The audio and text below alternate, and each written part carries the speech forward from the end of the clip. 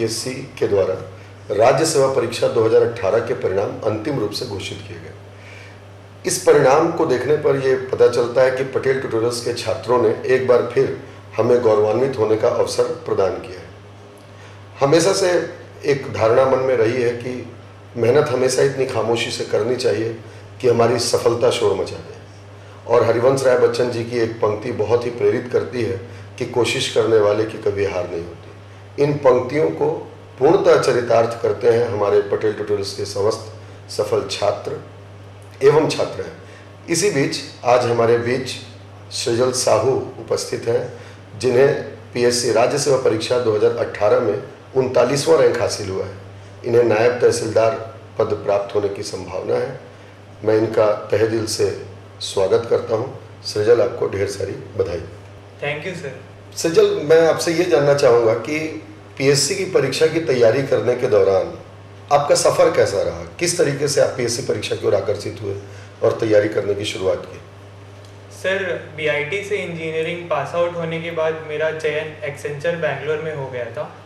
But वहाँ काम करते वक्त मुझे रियलाइज़ हुआ कि ऐसा कुछ काम जिसमें मुझे मीनिंगफुल लगे, वो जॉब सेटिस्फैक्शन नहीं था जिसे सोसाइटी में एक डायरेक्ट कंट्रीब्यूशन मुझे फील हो सके। तो इस दौरान फिर आई स्टार्टेड ट्रैवलिंग सर। मैंने लगभग 20-25 स्टेट्स ट्रैवल किया जॉब छोड़ने के पश्चात। तब मुझे रियलाइज़ हुआ कि ऐसा कोई फील्ड जिससे मैं डायरेक्ट अपना कंट्रीब्यूशन दे सकूं और छत्तीसगढ़ के लिए कुछ कर सकूं, तो वो सीजीपीएससी एक परफेक्ट प्लेटफॉर्म होगा। तो सर मैंने वहाँ से स्टार्ट किया सब। कैसे आपने शुरुआत कैसी की तैयारी? कोचिंग संस्थाओं की भूमिका क्या है आपके तैयारी के दौरान? सर, सिंस मेरा कोई प्रायर बैकग्राउंड नहीं रहा है सिविल सेवा से, ना ही मेरी फैमिली में कोई सिविल सर्वेंट है, तो कोचिंग का एक बहुत बड़ी भूमिका थी सर। और मैंने पटेल ट्यूटोरियल्स में 2017 में मैंने एनरोल किया था, प्रीलिम्स और मेंस दोनों के लिए। और सर उस दौरान सिलेबस एक तो इतना वास्ट होता है कि क्या पढ़ना है वो हमें नहीं पता चलता है। तो वो एक डायरेक्शन और गाइडेंस और निरंतर सर आप सभी सरों से मुझे एक मार्गदर्शन निरंतर मिला है। जैसे हम मार्गदर्शन की बात करते हैं, तो आप अपनी सफलता का श्रेय किसे देना चाहेंगे? ऐसे कोई महत्वपूर्ण व्यक्ति जिन्हें आप अपनी सफलता का श्रेय देना चाहेंगे? सर, सबसे पहले तो मैं अपने पेरेंट्स और भाई और भाभी को देना चाहूँगा। सर उसके अलावा पूरे पटेल ट्यूटोरियल्स ने मेरे लिए एक फैमिली जैसा मुझे एक बैकिंग दिया है निरंतर। और सर जैसा कि सर अक्सर ऐसा हो जाता था कि मैं बहुत डीमोटिवेटेड हो जाता था, मेरे पास कोई रोल मॉडल ही नहीं होता था। तो उस दौरान सर एक मोटिवेशन जो चाहिए होता था, वो क्लासरूम की ये भी भूमिका थी सर कि अपने साथ साथ बहुत सारे जो वो कंपटीशन वाला एक माहौल मिलता है, उसमें भी सर पढ़ने में बहुत मुझे हेल्प मिला। तो सज्जल, नो डाउट बहुत अच्छा आपका अनुभव रहा। मैं ये जानना चाहूँगा कि जब हम क्लास में आते हैं, जब हम पीएससी की तैयारी करने की सोचते हैं, तो बहुत सारी चीज़ें दिमाग में चलती हैं कि हमें नोट्स कैसे बनाने चाहिए, कौन से बुक्स पढ़ने चाहिए। तो इस दौरान आपकी क्लासरूम की भूमिका क्या रही? आपकी हमारी कोचिंग में जब आपने तैयारी की, तो क्लासरूम की भूमिका किस रूप में देखते हैं? सर अक्सर ये हम स्टूडेंट जब टॉपर्स का इंटरव्यू देखते हैं तो बहुत सारे लोग ये बोलते हैं कि मैंने पूरी तैयारी सेल्फ स्टडी की। बट आज मैं ये कहना चाहूँगा कि आज मैं जो भी सर जहाँ भी पहुँचा हूँ, पूरा एक कोचिंग को मैं 100% क्रेडिट दे सकता हूँ। सर फॉर एग्ज़ाम्पल, मुझे जब मैंने प्रिपरेशन स्टार्ट की थी तो कॉन्स्टिट्यूशन का सी भी मुझे नहीं पता था। और सर अगर मैं राज्यसभा टीवी में कोई डिबेट देखता हूँ तो मैं उस लेवल तक पहुँच गया हूँ कि मुझे संवैधानिक शब्दावली पूरा समझ आए। सर इस चीज़ का क्रेडिट तो मैं आपको, श्री अनिल दीक्षित जी जो आप हैं, मैं आपको देना चाहूँगा। और अगर हम छत्तीसगढ़ पोर्शन की बात करें तो सर डीसी पटेल जी के द्वारा जो मैप बेस्ड एक अप्रोच उन्होंने मुझे सिखाया, और वो अक्सर कहते थे कि चीज़ों को रिवाइज ना करें, रिमाइंड करें। तो सर हर दिन तैयारी के दौरान मैं ऐसे इंट्रोस्पेक्शन के लिए देता था आधे 1 घंटे, उस दौरान मैं सिर्फ टॉपिक्स के बारे में सोचता था। फॉर एग्जांपल अगर जनजातियाँ पढ़ रहे हैं तो कौन सी ट्राइब कहाँ है, वो मैप में ही सर हमको पढ़ा देते थे। और सर सी सैट का एक बहुत बड़ा पोर्शन है सर। अक्सर जो बच्चे बहुत ज़्यादा जीएस में स्ट्रांग हैं उनका कभी कभी सी सैट में भले ही वो क्वालिफाई भी नहीं कर पाते हैं। तो अभिजीत सिंह सर जी को मैं इसका बहुत बड़ा श्रेय देना चाहूँगा। सर एलआर और जो डेटा इंटरप्रिटेशन उन्होंने बहुत अच्छा पढ़ाया था इजी वे में।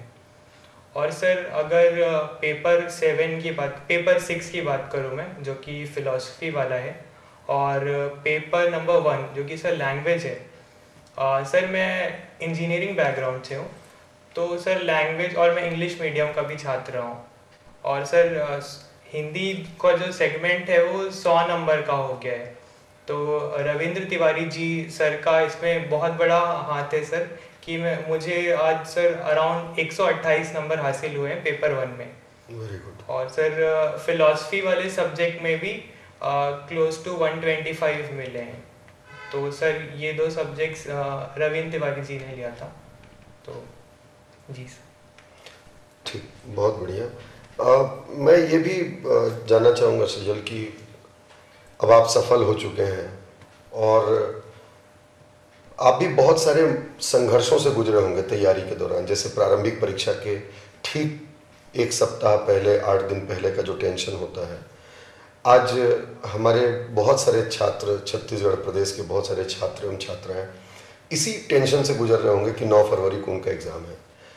क्या रणनीति थी आपकी और क्या रणनीति अपनाना चाहिए बच्चों को इतने कम समय में, ताकि वो अपनी प्रारंभिक परीक्षा को पास कर पाए? जी सर, एक्चुअली लास्ट ईयर मेरा 280 रैंक था। तो इंटरव्यू रिजल्ट तक मैंने साल भर कोई पढ़ाई नहीं की थी। मुझे एकदम एक कॉन्फिडेंस था कि मेरा सिलेक्शन होने वाला है। बट जब 22 फरवरी को रिज़ल्ट आया और कोई भी पोस्ट अलॉट नहीं हुई, तो उसके बाद मेरे पास सिर्फ 18 दिन बचे थे।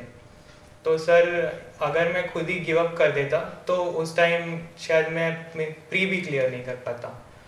तो सर मैं ये कहना चाहूँगा कि अभी बचे हुए टाइम में एक तो नई चीज़ें ना पढ़ें हम, जितना हमने साल भर पढ़ा है वो इनफ है।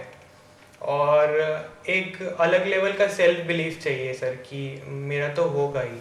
सर उसके अलावा जितने ज़्यादा अभी टेस्ट सीरीज़ हम पेपर्स सॉल्व कर सकें किसी भी इंस्टीट्यूट के, या घटना चक्र वगैरह भी हम सॉल्व करें जितना ज़्यादा।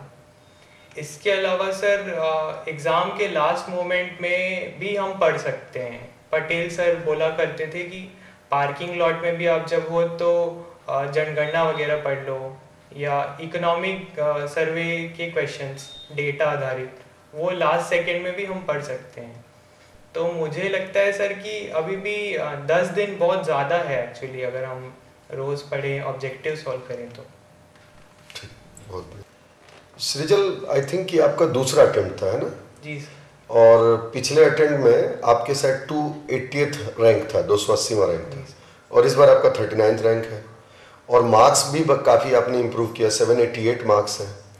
तो ये इम्प्रूवमेंट कैसे हुआ? रैंक में इम्प्रूवमेंट, मार्क्स में इम्प्रूवमेंट, क्या क्या चीज़ें आपने अलग किया पिछले बार से, और क्या क्या चीज़ें आपने अलग देखा जो आपको इतना आगे लाने में हेल्पफुल हुई? थोड़ा उसके बारे में बताइए। सर जो बेसिक डिफरेंस था मेरे पिछले और इस अटेम्प्ट में, वो सर लास्ट ईयर मैंने टेस्ट सीरीज़ पे ज़्यादा फोकस नहीं किया था। मैंने ये सोचा कि मैंने सारा चीज़ पढ़ लिया है, बट खुद को एक टेस्ट नहीं किया था। तो सर इस बार मैंने वो चेंज किया अप्रोच मेरा, और पढ़ने के अलावा मैंने टेस्ट देना स्टार्ट किया। तो सर जैसे कि पटेल ट्यूटोरियल्स का मेगा टेस्ट सीरीज प्रीलिम्स के लिए होता है। प्रीलिम्स एक तो सबसे अनप्रेडिक्टेबल पार्ट होता है। Sir last year cut off बहुत हाई चला गया था। मेरे अराउंड 137 मार्क्स थे। तो मेल जनरल के हिसाब से अगर मेरा 125 भी आता तो मैं आउट था। और जब मैं एग्ज़ाम हॉल में बैठा तो सर मोर देन 50% क्वेश्चंस जो डायरेक्टली या इनडायरेक्टली कहीं ना कहीं मैंने फेस किए थे टेस्ट सीरीज में, तो वो एक नया नहीं लगा।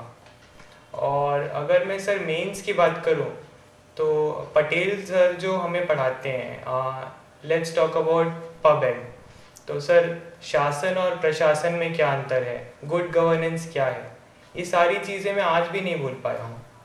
और सर कॉन्स्टिट्यूशन में सर आपका जो एक तरीका है चीज़ों को ब्रेक करने का, व्हाट, हाउ, व्हेन, सर ये क्रोनोलॉजी में जो आंसर्स लिखते हैं, पैराग्राफ का जो फ्लो आता है, 3 पैराग्राफ में लिखें, इंट्रोडक्शन, मेन बॉडी, कंक्लूजन, तो सर इससे आंसर्स में 4 चांद लगा पाते हैं। और सर मेंस के लिए भी जो टेस्ट सीरीज कंडक्ट किया गया था उससे भी मुझे काफ़ी हेल्प मिला सर। मतलब बेसिक डिफरेंस आपकी पिछले और इस बार की तैयारी में जो टेस्ट सीरीज है, मतलब बच्चों को जो तैयारी कर रहे हैं पढ़ने के साथ साथ क्वेश्चंस भी लगाने चाहिए। जी सर। और मुख्य परीक्षा में लेखन शैली भी इम्पोर्टेंट है, ऐसा आपका मानना है। बहुत बहुत बधाई सृजल आपको इस अपार सफलता के लिए। आपने हमें गौरवान्वित होने का एक मौका दिया है और आपका भविष्य बेहद सुखमय हो। आप जीवन में नित्य निरंतर सफलता प्राप्त करते रहें। पटेल ट्यूटोरियल्स परिवार की तरफ से मैं आपको ढेर सारी बधाई देता हूँ। Thank you sir. एक्चुअली मैं आपका आभार व्यक्त करना चाहूँगा सर। आज मैं जो भी हूँ वो आप सभी गुरुजनों के कारण ही हूँ। आप सभी का जो आशीर्वाद और निरंतर गाइडेंस और सपोर्ट मुझे हासिल हुआ है सर। और मैं अपने सभी फैमिली और फ्रेंड्स को पटेल ट्यूटोरियल्स न सिर्फ पढ़ाई के लिए रिकमेंड करना चाहूँगा, बल्कि एक फैमिली वाला जो मुझे वातावरण मिला है, मैं कभी भी आप सभी अवेलेबल होते थे डाउट्स सॉल्व करने के लिए।